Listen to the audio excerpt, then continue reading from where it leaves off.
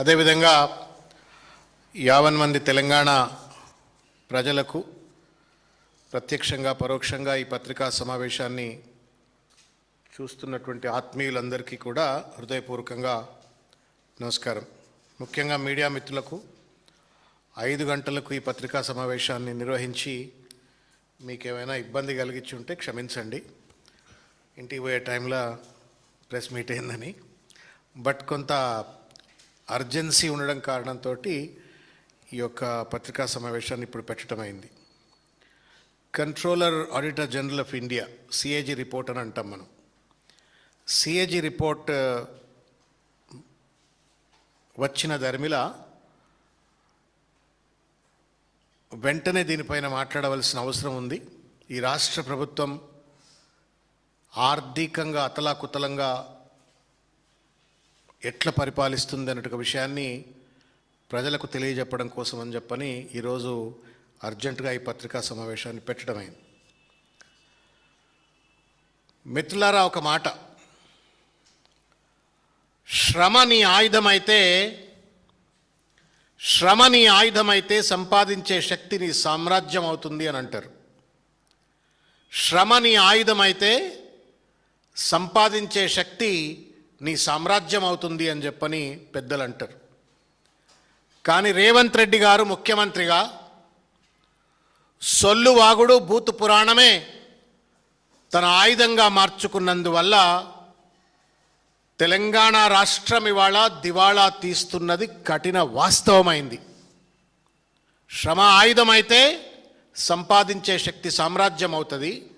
కానీ సొల్లు వాగుడు బూతు పురాణమే ఆయుధంగా మార్చుకున్న రేవంత్ రెడ్డి పాలనలో తెలంగాణ ఆర్థికంగా దివాళా తీస్తున్నటువంటి ఒక విషయం కఠిన వాస్తవంగా మారింది. చేతగాని పాలకుడికే కూతలు ఎక్కువ ఉంటాయి. చేతగాని పాలకుడికే, తెలంగాణలో సామెత ఉంటుంది, మన తెలుగులో సామెత ఉంటుంది, చెల్లని రూపాయి గీతలు ఎక్కువ అని. అట్లా చేతగాని పాలకుడికే కూతలు ఎక్కువ, బూతులు ఎక్కువ. రేవంత్ రెడ్డికి కూడా అట్లనే పరిపాలన చేత కాదు, కానీ నోటు నిండా పచ్చి బూతులు, అబద్ధాలు మాట్లాడటం అనేది అలవాటుగా మారిపోయింది.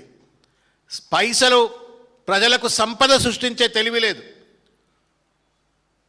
బూతు పురాణం మాత్రమే పరిపాలన విధానం అన్నట్లుగా ఇవాళ రేవంత్ రెడ్డి గారు వ్యవహరిస్తూ ఉన్నారు.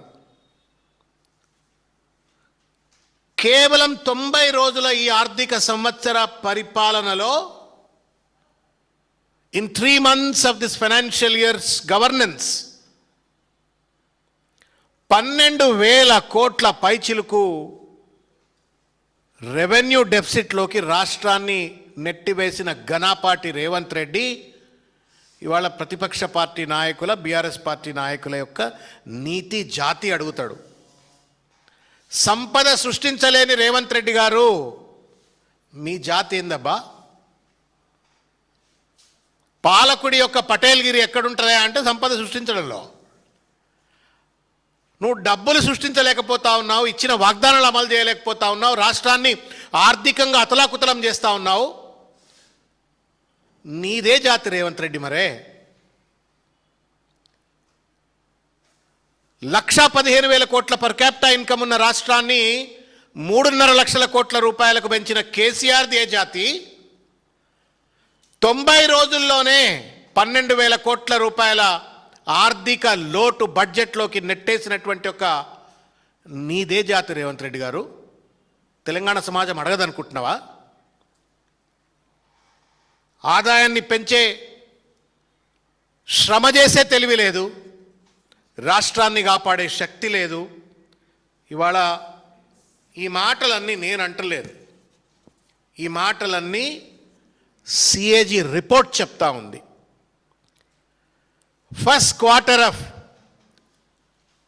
26-27 2026-27 సంవత్సరానికి సంబంధించిన మొట్టమొదటి quarter CAG report, audit report ఏం చెప్తా ఉంది అంటే, రేవంత్ రెడ్డి సొల్లు వాగుడు బూతు పురాణం వల్ల ఆర్థికంగా రాష్ట్రం అతలాకుతలమైంది అని చెప్పని చెప్పకనే చెంపపెట్టుబెట్టినట్లుగా సిఏజీ రిపోర్ట్ చెప్పింది.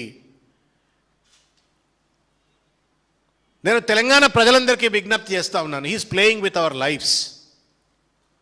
ఆ కుర్చీ మీద కూర్చొని చిల్లర మల్లరగా వాగుతూ ఇవాళ పరిపాలనపై సోయి లేకుండా వ్యక్తిగత దోపిడికి పాల్పడుతూ సంపదలు పెంచుకుంటూ పరిపాలనను గాలికి వదిలేయటంతో ఇవాళ గాడి తప్పిన ఈ ప్రభుత్వంతో ఆర్థికంగా అతలాకుతలం అవుతా ఉంది. మనందరి జీవితాలు ఇవాళ ప్రమాదంలో పడ్డాయి రేవంత్ రెడ్డి గారి యొక్క చేతగానితనం వల్ల అన్నట్టు ఒక విషయాన్ని నేను గుర్తు చేస్తూ ఉన్నాను. తస్మాత్ జాగ్రత్త తెలంగాణ సమాజమా.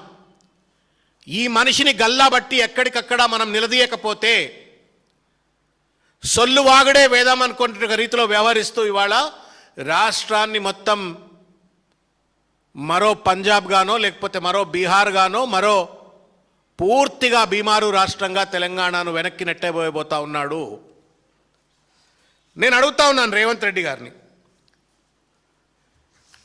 ఎట్లా రాష్ట్రం ఆర్థికంగా ఎట్లా అధోగతి పాలవుతుంది? వ్యక్తిగతంగా మీ ఆస్తులు ఎట్లా పెరుగుతాయండి? రేవంత్ రెడ్డి గారి ఆస్తులు ఎట్లా పెరుగుతాయి? పొంగులేటి శ్రీనివాసరెడ్డి గారి ఆస్తులు ఎట్లా పెరుగుతాయి? ఒక్కో మంత్రి ఆస్తులు ఎట్లా పెరుగుతాయి? ప్రభుత్వ ఆస్తులు ఎందుకు తగ్గుతున్నాయి చెప్పండి. మీకేమైనా మేము తక్కువ ఇచ్చినామా? ముఖ్యమంత్రి కుర్చీ ఇచ్చినాం, సెక్యూరిటీ ఇచ్చినాం, సెక్రటేరియట్ ఇచ్చినాం, ఉండడానికి ఒక జూబ్లీహిల్స్ ప్యాలెస్ ఇచ్చినాం, మళ్ళీ ఇంకో జూబ్లీహిల్స్ ప్యాలెస్ కట్టుకోవడానికి నిధులు ఇచ్చినాం. ఇంత పెద్ద అట్టహాసము ఐఏఎస్ ఆఫీసర్లు, పోలీస్ ఆఫీసర్లు, మొత్తం మంత్రాంగం అంతా నీ చేతిలో పెడితే నువ్వు సాధిస్తుంది ఏంది రేవంత్ రెడ్డి? వ్యక్తిగత ఆస్తులు పెంచుకుంటావు, రాష్ట్ర సంపద తగ్గిస్తావా? ఇది నమ్మక ద్రోహం కాదా? ఇది బ్రీచ్ ఆఫ్ ట్రస్ట్ కాదా అని చెప్పి నేను అడుగుతా ఉన్నాను. ఇవాళ సంఖ్యల్లోకి వచ్చినట్లయితే మిత్రులారా, ఎంత మోసపూరితమైన ఒక బడ్జెట్ను 2026-27 నాడు ప్రవేశపెట్టిండ్రు. మేము హరీష్ రావు గారు, కేటీఆర్ గారు అసెంబ్లీలో, తర్వాత శాసన మండలిలో మేము నెత్తి మీద నోరు పెట్టుకొని మొత్తుకున్నాం. ఈ బడ్జెట్ అంతా బోగస్ బడ్జెట్, ఇది మిస్లీడింగ్ బడ్జెట్, మ్యానిపులేటివ్ బడ్జెట్ అని చెప్పినట్టే సిఏజీ చెప్పింది. ఇవాళ నేను మీకు అప్పీల్ చేస్తా ఉన్నా, తెలంగాణ సమాజానికి, మీడియా మిత్రులకు, దయచేసి ఈ బోగస్ను ఎక్స్పోజ్ చేయండి. Please ensure that it reaches to the masses. ఎందుకంటే తెలంగాణకు జరిగే నష్టంలో, తెలంగాణ ప్రజలకు వచ్చే కష్టంలో మనము భాగస్వాములమే, మన పిల్లలు భాగస్వాములే, మన తరతరాలు భాగస్వాములే. ఏం చెప్పిండు? నేను ఒక మాట చెప్తాను. 6,857 కోట్ల రూపాయల రెవెన్యూ సర్ప్లస్తో బడ్జెట్ను ప్రవేశపెడితే ది ఎంటైర్ ఫైనాన్షియల్ ఇయర్కు 6,857 కోట్ల రూపాయల రెవెన్యూ సర్ప్లస్తో బడ్జెట్ను ప్రవేశపెడితే ఏం కష్టపడ్డాడండి రేవంత్ రెడ్డి గారు? వాహ్, లాజవాబ్. కిరీటం పెట్టాలా, కత్తి చేతికిచ్చి సన్మానం చేయాలి రేవంత్ రెడ్డిని. ఏం సాధించిండయా అంటే 12,289 కోట్ల రూపాయల డెఫిసిట్ చూపెడుతున్నాడు. 3 నెలల కింద ప్రవేశపెట్టిన బడ్జెట్లో 6,857 కోట్ల రూపాయల సర్ప్లస్ బడ్జెట్ అని చెప్పని ప్రవేశపెడతాడు. 3 నెలల్లో డెఫిసిట్ కాస్త నాట్ జస్ట్ 6,000 crores, 12,289 కోట్ల రూపాయల డెఫిసిట్. ఇది మోసం కాదా? దగా కాదా? సిఏజీ చంప బలకొట్టినాకనైనా మీకు బుద్ధి రాదా? ఒళ్ళు దగ్గర పెట్టుకొని మీరు పరిపాలన చేయరా అని చెప్పని నేను ఇవాళ ముఖ్యమంత్రి గారిని ప్రశ్నిస్తా ఉన్నాను. ఇకపోతే రెవెన్యూ రిసిప్ట్స్ ప్రధానమైనటువంటి ఒక పనితీరు. నేను పెద్ద పటేల్ అని చెప్పుకుంటాడు రేవంత్ రెడ్డి గారు. పెద్ద పనితీరు ఉన్నది. నాకంటే గొప్ప మొగోడే లేడు, నాకంటే గొప్ప పరిపాలన దక్షుడే లేడు. నేను గొప్ప దేశాల్లో 4-5 ముఖ్యమంత్రులను చేస్తున్నా, కాంగ్రెస్ పార్టీని మొత్తం నడుపుతున్నా అని చెప్పని గొప్ప జబ్బలు దర్చుకునే రేవంత్ రెడ్డి గారు రెవెన్యూ రిసిప్ట్స్ తతంగం చూద్దాం మనం. 2,41,263 కోట్ల రూపాయల రెవెన్యూ రిసిప్ట్స్ ఆయన టార్గెట్గా పెట్టుకుంటే ఆయన ఈ 3 నెలల్లో సాధించింది కేవలం 17% మాత్రమే. దాదాపు 17,790 కోట్ల రూపాయల deficit even in the revenue receipts. ఏం పరిపాలన మరి మీది? రోజు బ్యారోమీటర్ పెట్టుకున్నట్టు పెట్టుకోవాలి ముఖ్యమంత్రి అంటాడు. ఏ సెక్టర్లో ఎన్ని రిసిప్ట్స్ తగ్గుతున్నాయి, ఎందుకు తగ్గుతున్నాయి, ఎట్లా పెంచాలా అని చెప్పని నేను చూసిన కేసీఆర్ గారిని. అట్లా రోజు కూర్చుంటుండే ఆయన. What are the department wise revenue receipts అని చెప్పని ఆ చీఫ్ సెక్రటరీని అడ్వైజర్ని అందరిని కూర్చొని నేను ఆ ప్రగతి భవన్లో ఉన్న అతి తక్కువ కాలంలో నేను చూసిన లాస్ట్ డేస్. నువ్వేం చేస్తున్నావు Revanth Reddy? Why is that in 3 months of time? నేను చెప్పేది 3 నెలల ముచ్చట కాదు, 3 ఏళ్లకి ఇట్లే ఉన్నది. స్పెసిఫిక్గా సిఏజీ రిపోర్ట్ చెప్పింది కాబట్టి నేను మీ దృష్టికి తీసుకొచ్చే ప్రయత్నం చేస్తూ ఉన్నా. ట్యాక్స్ రెవెన్యూ 1,81,367 కోట్లు పెడితే వచ్చింది 38,447 కోట్ల రూపాయలు, అంటే 21%. జిఎస్టీ ఈజ్ అన్ ఇండికేషన్ అన్న, కేర్ఫుల్గా అయినండి. GST is an indication of the consumption capacity of the society. GST ఎంత పెరిగితే అంత consumption capacity, expenditure of the public కూడా, సొసైటీలో ఖర్చులు కూడా పెరిగినట్టుగా లెక్క అవుతుంది. తద్వారా జిఎస్టీ వస్తుంది. ఎందుకు జిఎస్టీ తగ్గుతా ఉంది రాష్ట్రంలో? 22% ఎందుకు నువ్వు టార్గెట్ రీచ్ అవుతున్నావు అంటే, ఆర్థికంగా రాష్ట్రం అతలాకుతలం కావడం వల్ల ప్రజల యొక్క పర్చేస్ కెపాసిటీని కూడా రేవంత్ రెడ్డి ఆగం చేసి పడేసినాడు. జిఎస్టీ తగ్గిపోయింది. ఒకప్పుడు రిజిస్ట్రేషన్ డిపార్ట్మెంట్ అద్భుతమైనటువంటి డిపార్ట్మెంట్, రియల్ ఎస్టేట్ రంగాన్ని అతలాకుతలం చేసి పడేసిండు. ఆర్ఆర్ ట్యాక్స్ పేరు మీద దోపుడులు చేస్తూ, పర్ స్క్వేర్ ఫీట్ పేరు మీద వసూళ్లు చేస్తూ దందాలకు పాల్పడంతో స్టాంప్స్ అండ్ రిజిస్ట్రేషన్లో 19,540 కోట్ల రూపాయల టార్గెట్ పెట్టుకుంటే ఆయన సాధించింది కేవలం 23% మాత్రమే, 4,510 కోట్ల రూపాయలు. నేను అడుగుతా ఉన్నాను, ఎట్లా high rising towers of Ponguleti Raghava constructions, Aparna constructions, లేకపోతే ఇంకా పెద్ద పెద్దోళ్ళ కన్స్ట్రక్షన్ ఆదిత్యాలో ఇంకెవడో పెద్ద పెద్దోళ్ళ కన్స్ట్రక్షన్ కంపెనీలన్నీ హై రైజింగ్ టవర్లు కడుతున్నాయి, అడ్వాన్స్ బుకింగ్లు అయిపోతున్నాయి, వాటి స్టాంప్స్ అండ్ రిజిస్ట్రేషన్ అంత భర్తీ అయిపోతున్నది. మరి ఇక్కడ ఎందుకు మిగతా కన్స్ట్రక్షన్ కంపెనీకి సంబంధించినవి ఎందుకు కావట్లేవు? ఎక్కడ లోపం ఉంది? నువ్వు ఇన్సెంటివైజేషన్లో లోపం ఉందా, లేకపోతే నీ రియల్ ఎస్టేట్ పాలసీలో లోపం ఉందా, కన్స్ట్రక్షన్ ఇండస్ట్రీ పాలసీలో లోపం ఉందా? ఏం లోపం ఉంది రేవంత్ రెడ్డి గారు? సమాధానం చెప్పాలని చెప్పి నేను కోరుతా ఉన్నాను. ఒక్క దగ్గర కాదు, సేల్స్ ట్యాక్స్ నేను ఇంతకుముందు చెప్పిన కన్జంప్షన్ కెపాసిటీకి సంబంధించిన అంశం మీద 38,105 కోట్లు పెట్టుకున్నాడు. వచ్చింది ఎంత అంటే 9,250 కోట్లు, అంటే దగ్గర దగ్గర 24% ఏదో వచ్చింది. ఇక ఎక్సైజ్ డ్యూటీ మీరు కేర్ఫుల్గా వినాలని కోరుతున్నాను. మనందరికీ తెలుసు, తెలంగాణ వ్యాప్తంగా ఉన్నటువంటి ఒక పల్లెల్లో ఉన్న ప్రజలందరికీ కూడా తెలుసు, బెల్ట్ షాపులు కాదు, పల్లెల్లో కాదు, ఇవాళ దేవుని గుళ్ళ దగ్గర జనాభా లేరు, వైన్ షాపుల దగ్గర లైన్లు కట్టి మందు బాటిల్ కొనుక్కపోతున్నారు. దాని అర్థం ఏంటి? ఎక్సైజ్ రెవెన్యూ ఎట్లయితే బార్లు తీరినటువంటి ఒక జనాభా వైన్ షాపుల దగ్గర, బార్ షాపుల దగ్గర ఉంటుందో, అట్లా ఎక్సైజ్ డ్యూటీ రెవెన్యూ కూడా రాష్ట్ర ఖజానాకు రావాలా. ఆడ లైన్ పెరిగితే ఇక్కడ ఖజానా రావాలా, ఆడ సీసలు ఎక్కువ అమ్మితే ఇక్కడ ఖజానా రావాలా. ఎందుకు ఖజానా రావట్లేదు రేవంత్ రెడ్డి గారు సమాధానం చెప్పాలని చెప్పి నేను కోరుతా ఉన్నాను.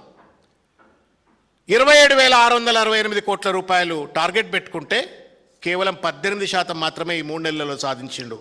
నేను అడుగుతా ఉన్నాను రేవంత్ రెడ్డి గారిని, ఎక్కడ పోతా ఉంది ఈ సంపద?